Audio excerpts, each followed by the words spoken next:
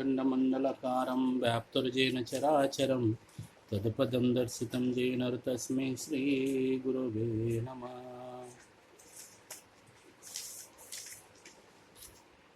आलस्यस्य कुतो विद्या अविद्यास्य कुतो धनम् अधनस्य कुतो मित्रम् अमित्रस्य कुतो सुखम् रूपयौवनसम्पन्ना विशालकुलसम्भवा विद्याहीना न सभन्ते निर्गंधा इव किंचुका।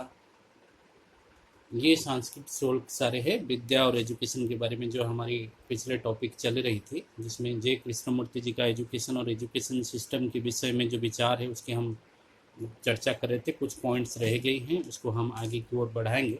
ये हमारी संस्कृत में हिंदू लिटरेचर में जो विद्या को लेकर दिया गया उसको मैं कुछ पढ़ रहा हूँ। जैसे उन्होंने बताया कि रूप यौवन संपन्न होते हुए भी, सुंदर देखते हुए भी, मान लो विद्या नहीं है, एजुकेशन नहीं है, तो एक फ्लावर है, एक पुष्प है किंसुका, जिसको पलाश पुष्प कहते हैं, जो देखने में तो बड़ा सुंदर होता है लेकिन उसमें खुशबू नहीं होता, फ्रेगरेंस नहीं होता। तो ये बताया गया कि व्यक्ति वैसे होता है जिसमें एजुकेशन ना हो तो बिना सुगंध वाला पुष्प के जैसा होता है।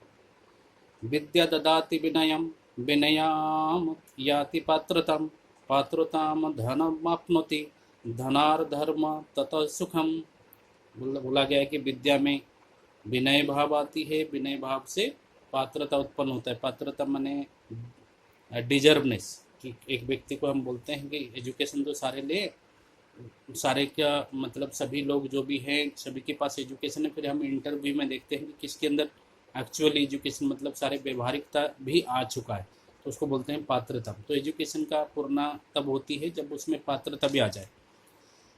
और एक शुल्क है विद्वतं च नृपतं च नैव तुल्यं कदाचन स्वदेशे पूज्यते राजा विद्वान सर्वत्र पूज्यते। इसका मतलब नृपत माने राजा, तो राजा की तो अपने एक फिक्स टेरिटोरी होता है, बट विद्वान व्यक्ति का कोई टेरिटोरी नहीं होता, वो कहीं भी जाए अपना पात्रता साबित कर सकता है और अपना शिक्षा के बल से सम्मान और सारी चीज़ें प्राप्त हो सकता है। हमारे उड़िया में भी एक बताया गया है, राजा सिना पूजा पाए अपना देश रे गुणी पूजा पाऊ थाए देश विदेश रे। नास्ति विद्या समो चक्षु नास्ति सत्य समम तप नास्ति राग समम दुख नास्ति त्याग समम सुख। मतलब विद्या सम चक्षु नहीं है। ये जो मटेरियल आई के अलावा जो विद्या है, एजुकेशन है, विद्या है, एजुकेशन तो शिक्षा हो गया, विद्या जो है वो आपको इंटरनल विजुअलिटी देता है किसी चीज़ को देखने का, जो आँख, मटेरियल आँख नहीं देख सकता। और सत्य जैसा तप नहीं है, और राग जैसा दुख नहीं है। राग माने अटैचमेंट, जैसे हम संसार की चीज़ों से अटैच होते हैं तो अटैचमेंट से ही सारा दुख होती है, तो अटैचमेंट जैसे दुख नहीं है, और त्याग जितना सुख नहीं है। न चोर हर्ज्य न राज हर्ज्य न भातृ हर्ज्य न भारकारी वे कृत्य वर्धते नित्य विद्याधन सर्वधर्म प्रधानम।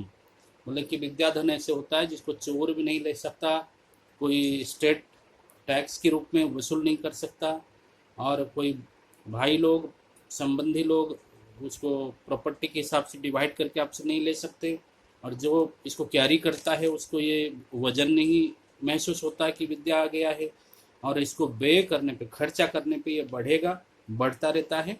तो इसलिए सारे धनों में से विद्या धन जो है वो प्रदान करके बताया गया है। ये कुछ हमारी पुराने संस्कृत की श्लोक विद्या के हिसाब से विषय में था। जय कृष्णमूर्ति की जो पिछले बातें सब हम बताई गई थी उसमें से हम आगे चर्चा करते हैं।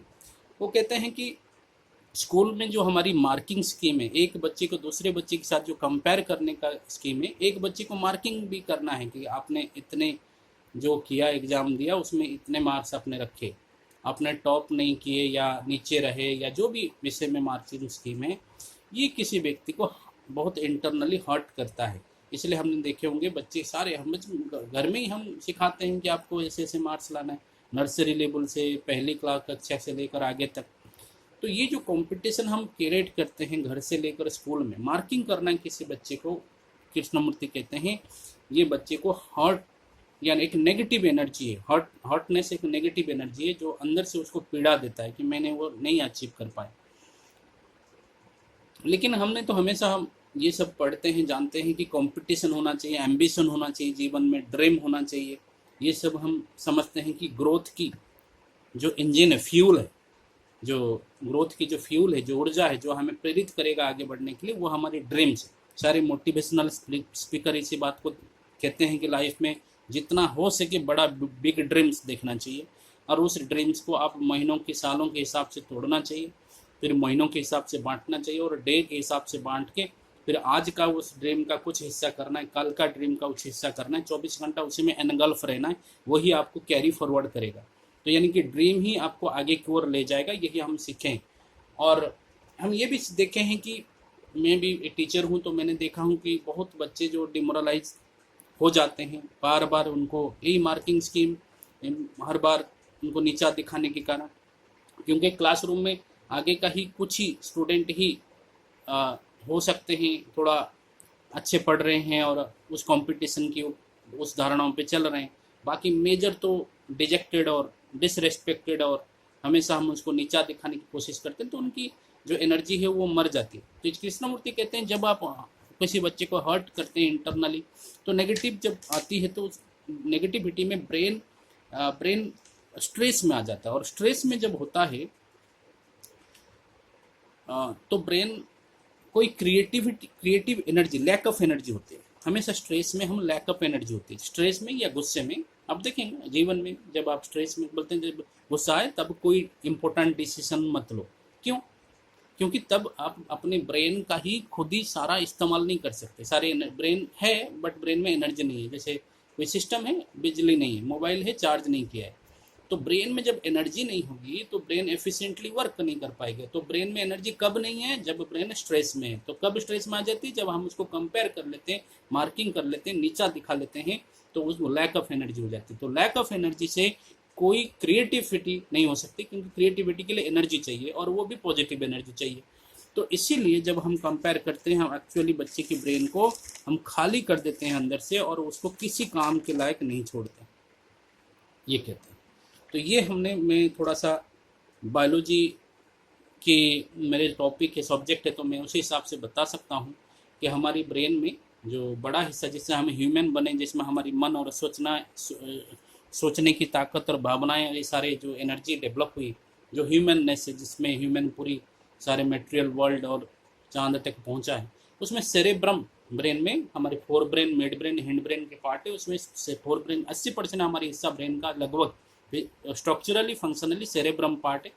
तो सेरेब्रम पार्ट के अलावा जो सेंट्रल पार्ट है वो थोड़ा सा मिड ब्रेन और हिंड ब्रेन और हल्का सा फोर ब्रेन का हाइपोथैलेमस मिलाकर एक एरिया होता है जिसको लिम्बिक सिस्टम कहते हैं, या ओल्ड या जानवर जैसे ब्रेन कहते हैं। तो हमारी सारे जो गुस्सा है, ग्रज है, और सारे जो जब हम स्ट्रेस में होते हैं, तो सेरेब्रम जो 80% जो अच्छे वाला हिस्सा है वो ब्लैकआउट हो जाती है, वो काम नहीं करती।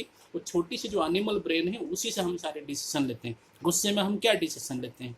यही कोई सामान फोड़ ले, अपने सिर फोड़ ले, दूसरे की सिर फोड़ ले, ऐसे डिसीजन क्यों लेते हैं? बाद में क्यों पछताते हैं? क्योंकि हम पूरी दिमाग लगाते नहीं।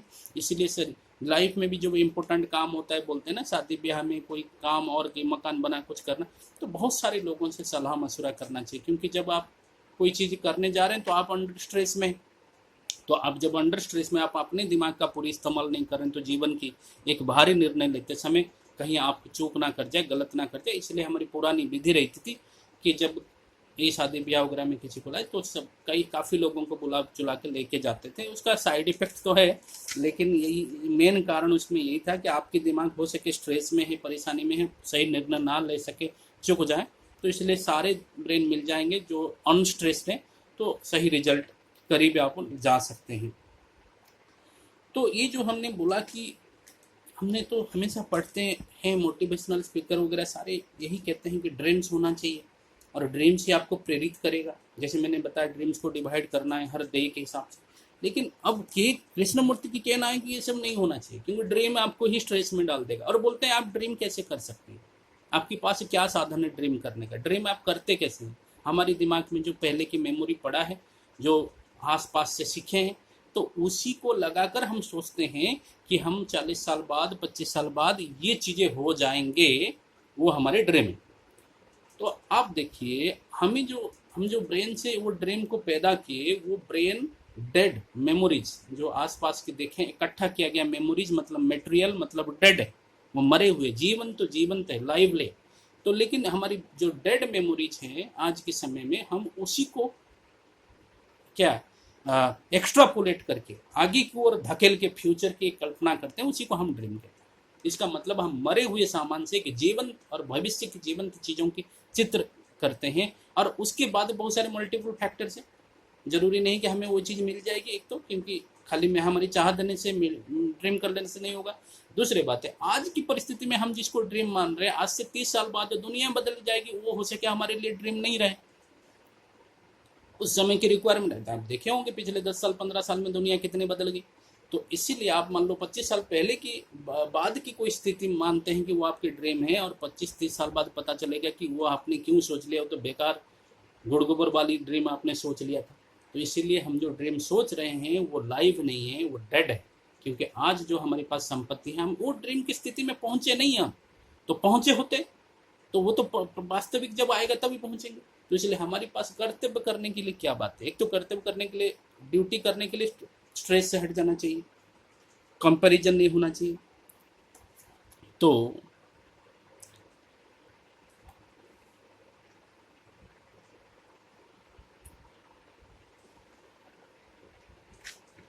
फ्यूचर को हम प्रेडिक्ट नहीं कर सकते, क्योंकि 25-30 साल के अंदर पूरी दुनिया बदल जाएगी, पूरी स्थिति बदल जाएगी। आज आप जिसको ड्रीम मान रहे हैं, आज लाइफ में बहुत सारी बातें आप सोचे होंगे कि ये हो जाएगा तो मैं बहुत अच्छे से जीऊँगा, और वो हो गया, पता चला कि वैसे भी अच्छे से नहीं जी पा रहे हो।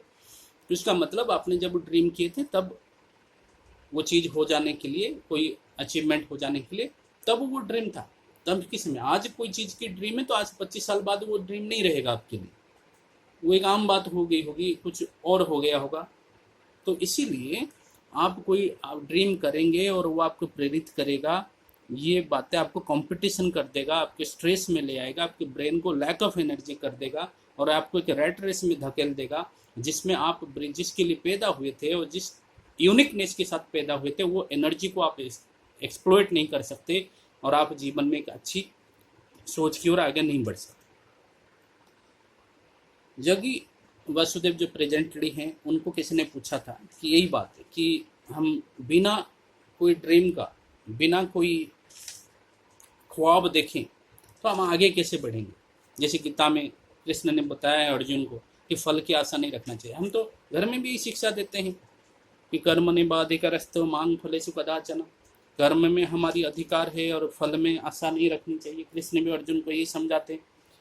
तो जगी वासुदेव कहते हैं कि जब आप एक वॉर बैटलफील्ड में आ गए हैं, लाइफ भी एक बैटलफील्ड में, नहीं आते तब तक सोच विचार थे, लेकिन जब आ गए हैं बैटलफील्ड में, दो सेना के बीच में आप आ ही गए हैं, तब आप इतने सारे कॉन्सिक्वेंस वगैरह की नहीं सोच सकते, क्योंकि आपकी पलक झपकते ही आपकी डेड बॉडी पड़ी होगी और शाम को अंतिम संस्कार की जुगाड़ चल रही होगी आपकी। तो इसीलिए आप आज इसी मुहूर्त की सोचना चाहिए कि आप जिस पे आए हैं वो कैसे करेंगे। तो यानी कि वो कहते हैं कि आप फल की आशा, फल की क्या होगा क्या नहीं, ये सब आप नहीं सोच सकते, आप प्रेजेंट में जो हैं उसी पे जा सकते हैं। जैसे एक माली, मान लो पौधा, उसकी जड़ में खाद पानी का उसका विचार ना करे, हमेशा ड्रीम करे कि उसमें फूल कैसा आएगा, हमेशा फूल के बारे में सोचे, पत्ते में पानी डाले, ख्वाब फूल का, फूल हमारी मतलब ड्रीम, और प्रेजेंट मतलब जड़ की सुरक्षा करना, जड़ में सारी खाद पानी देना, जो प्रेजेंट का करना। तो जड़ में खाद पानी का विचार ना करे या आधी अधूरा करे, क्योंकि आधा दिमाग उसका उधर बैठ जाए। तो जगी वासुदेव कहते हैं आपके पास दो आंख है, मान लो आपकी एक आंख आपकी फ्यूचर के ऊपर, फल के ऊपर है, then you have only one eye for your present duties. That means you are giving 50% of your strength to the present duties. When you are giving 50% of your actual strength to the present duty, that means you are not 100%ly predicting a good future ahead. तो इसीलिए वो कहते हैं कि कृष्ण की यही कहना है, ये नहीं कहना आप फल की आशा ना करें, फल भूल जाए, नहीं, आप अभी प्रेजेंट को ज़्यादा प्राधान्य दीजिए, ज़्यादा वैल्यू दीजिए, और फ्यूचर में फल जो है कभी आ भी सकता है, नहीं भी आ सकता है, because there are multiple factors. आपकी मेहनत से सब कुछ नहीं आ जाएगी। जैसे एग्जाम, बच्चे ने बहुत पढ़ाई किया, एग्जाम से 2 दिन पहले उसको बुखार हो गया, किसी वजह से हो गया, तो वो क्या कर सकते हैं, पेपर नहीं दे पाया तो उसकी फल ही नहीं आया, तो उसका क्या हुआ, उसने मेहनत तो किया था। तो इसीलिए मेहनत करना हमारी हाथ में है, और वो हम स्ट्रेस फ्री होके बिना कोई ओवर कंपटीशन या बिना कोई बड़ी ख्वाब, क्योंकि ख्वाब आप जैसे आप अच्छे इंसान बन जाइए, आपकी सब चीज़ें हो जाएगी। जड़ में आप सारे काम कर लीजिए, फूल अपने आप आ जाएगी, फूल खुद बता देगी अपने सुगंध से, अपने सौंदर्य से फूल खुद बता देगी।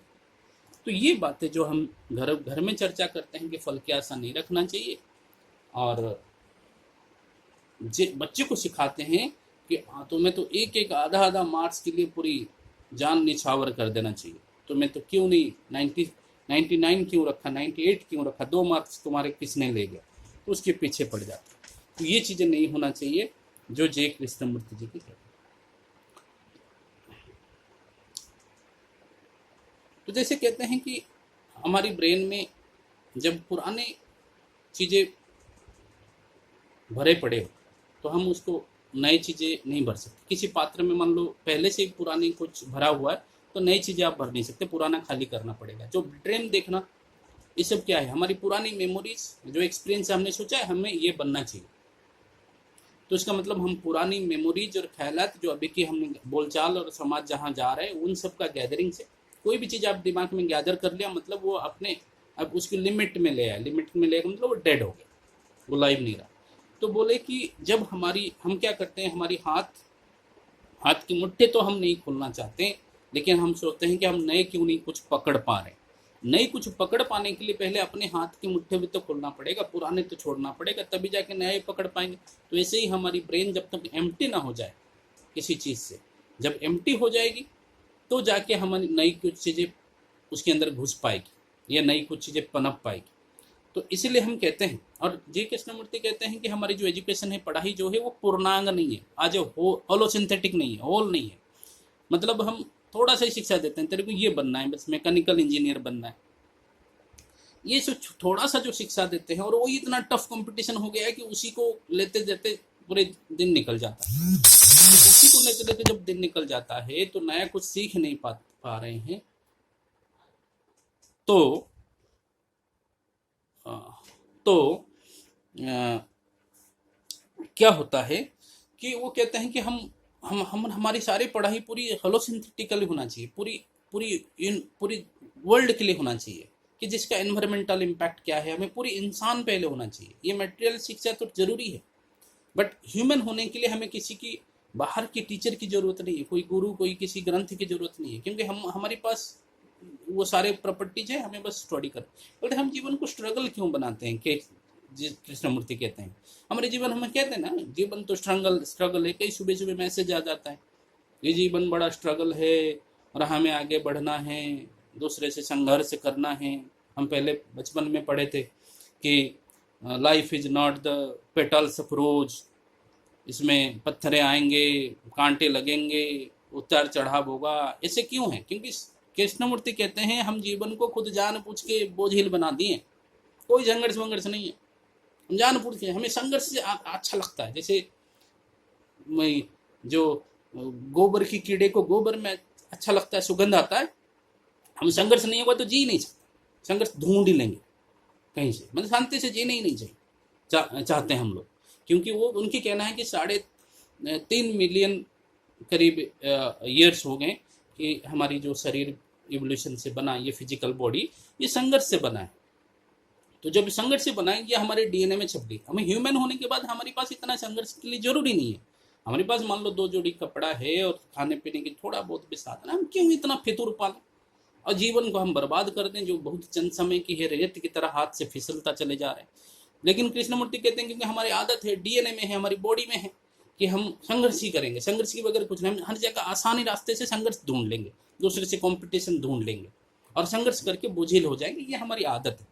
तो इसीलिए इसीलिए हमें सिखाई जाती है, और बच्चे बहुत अच्छे से सिखाई जाती है बचपन से। आप मॉर्निंग में देखेंगे 10 मैसेज आया होगा तो उसमें से 3-4 होगा संघर्ष से कैसे जिएंगे। अरे संघर्ष है ही कहाँ, संघर्ष हम ख्वाबों में पैदा कर लिए और उसको फिर जिएंगे। अरे ऐसे क्या करना, बिना संघर्ष का भी तो जीवन है। खुशहाल का भी तो जीवन है। जब आपके पास कोई व्याधि नहीं, कोई रोग नहीं, आज के डेट में आप मर नहीं जा रहे हैं, शमशान घाट के नजदीक नहीं है, रोटी कपड़ा मकान सब चीज है, तो इस पल को तो अच्छे से जियो, इस पल को तो 100% दे के खुशहाल से जियो। क्यों संघर्ष ढूंढ लेते हो? यही बात के कहते हैं कि संघर्ष हमारी आदतों में बन गई है, और हमारी जो पढ़ाई एजुकेशन जो होलो सिंथेटिक नहीं है, पूरा पूर्णांग नहीं है, तो इसलिए हमें पूर्णांग ह्यूमन की सारे भावनाओं संवेदनाओं को, ईर्ष्या ग्रेडीनेस को कैसे कम करेंगे, जो स्कूल में नहीं सिखाई जाती है। जैसे कहते हैं कि के हिसाब से कि पियानो की 2-3 स्केल पे उंगली सीख कर या उसी को धुन सीख कर पूरी अच्छे संगीत और अच्छे धुन नहीं बनाया जा सकता। बांसुरी का 1-2 छेद का मास्टरी करके कि मधुर धुन नहीं बनाया जा सकता। ऐसे जीवन में हम जब तक होलोसिंथेटिक नहीं पढ़ेंगे, पूरी यूनिवर्स को, पूरी ह्यूमैनिटी को साथ लेकर हर एजुकेशन, मतलब चाहे आप पॉलिटिकल साइंस पढ़े, चाहे आप कोई भी एजुकेशन पढ़े, बट उसका लिंक एनवायरनमेंट के साथ होना चाहिए, ह्यूमैनिटी के साथ होना चाहिए, सारे जीवों के साथ होना चाहिए, ये कहीं कंसिक्वेंस ना हो। तो इसलिए जब आप जाएंगे ड्यूटी फोर्स में, आप ये सोचेंगे कि मैं ऐसा फैक्ट्री, ऐसा इंडस्ट्री में कहीं भी जाऊं तो मैं देखूं कि ये इससे कोई जीव का एनवायरमेंटल इम्पैक्ट तो नहीं हो रहा है। ये सब चीज़ों को हम मानवीय गुण के साथ में डेवलपमेंट करूंगा, जिसको सस्टेनेबल डेवलपमेंट बोला गया है। जब पढ़ाई के वक्त ऐसा रहा होगा, पढ़ाई के वक्त बस आप बस कैसे दूसरे से आगे निकल जाओ, ऐसे रहेगा तो वो लाइफ में भी ऐसे रहेगा, समाज भी ऐसे बन गया। बस अपने स्वार्थ कैसे हासिल हो जाए, बाकी चाहे कोई मरे जिए, और फिर मरे जिए कि क्या है, फिर इम्पैक्ट हमारी लाइफ में आना है। हम जो नेक्स्ट पीढ़ी, नेक्स्ट जनरेशन के लिए सोचते हैं हमारी बच्चा कैसे, तो जब हम सारी चीज़ों को टेम्पोररी कर लिया, डिवास्टेशन कर लिया, तो हमारी बच्चों की जीवन कौन सा सुरक्षित रहेगा, वो फ्यूचर कौन सा सुरक्षित रहेगा। तो यही जय कृष्णमूर्ति जी का कहना है कि पढ़ाई जो है, टीचर वगैरह के बारे में तो पिछले में हम बताए थे, पिछले वीडियो में, और ये कहना है कि ये चीज़ें होना चाहिए ह्यूमन के जीवन में। ये था जय कृष्णमूर्ति जी का विचार। आगे में और ओशो की एजुकेशन के बारे में दिया गया विचार को मैं नेक्स्ट वीडियो में बताने की कोशिश करूँगा। तब तक एक शोल्क जो टाइम जो मैं पहले बताया था, उसका हम एक चर्चा, थोड़ा सा समय बचा है तो कर लूँ। मैं बताया था कि कमल यूज होता है जो हम बोलते हैं अखंड मंडलाकारम व्याप्तोर्जयन चरा अचरम। अखंड माने जो टूटा नहीं हो, मंडलाकारम मतलब मंडल माने सर्कल सर्कल, व्याप्तर माने स्प्रेडिंग स्प्रेड, व्याप्त स्प्रेडिंग, चरा माने जो लिविंग है, चर सकता है, चर माने वॉकिंग कर सकता है, मूव कर सकता है, एनिमेट ऑब्जेक्ट। अचरम माने नॉन लिविंग, इनएनिमेट ऑब्जेक्ट। तो बोला क्या, अखंड मंडलाकारम व्याप्तुर्जेन चरा अचरम तदपदम दर्शितम जेनर तस्मै श्री गुरु में नमः। मतलब वो गुरु है जो ऐसे एक सर्कल है, जो सर्कल टच करता है लिविंग को, नॉन लिविंग को, माने ऐसा कोई एनर्जी, ऐसा कोई सूत्र, ऐसा कोई भगवान है, ऐसा कोई गॉड, ऐसा कोई फोर्स है जो लिविंग में भी है, नॉन लिविंग में भी, सबको टच करते हुए गुजरता है। मतलब जो एटम में भी जो इलेक्ट्रॉन घूम रहा है गोल गोल, हमसे सारे गोल गोल घूम रहा है, एटम में इलेक्ट्रॉन घूम रहा है, और एटम भी अपने आप में सेटिस्फाइड है, बट लेकिन उसको भी मॉलिक्यूल बनने के लिए मॉलिक्यूल बनना है, दूसरे एटम से जुड़ना है, और ये सारे मिलके सब एटॉमिक मॉलिकुलर सुप्रा मॉलिकुलर चीज़ें बनती है, फिर एक सेल बनती है। तो सेल अपने आप में कंप्लीट है, फिर भी वो टिश्यू बनाने पीछे लगती है, बट हर कोई कंप्लीट है, हर कोई अपने आप में इनकम्प्लीट है। फिर धरती घूमता है आपस में, खुद की चारों तरफ भी और सूरज की चारों तरफ भी चक्कर लगाता है, कहते गैलेक्सी भी घूमता है। तो ये मंडलकार घूमती है, आटम से लेकर सब एटॉमिक पार्टिकल से लेकर पूरी यूनिवर्स तक। और इसके बीच का जो क्या कहते हैं मैग्नेटिक फोर्स है, जो तरह की एनर्जी है, ये चर में भी है, लिविंग और नॉन लिविंग दोनों में विराजमान है। तो इसी का जो शिक्षा दे दे उसी गुरु को हम प्रणाम करते हैं। ये सोल का अर्थ था। ओम शांति शांति शांति।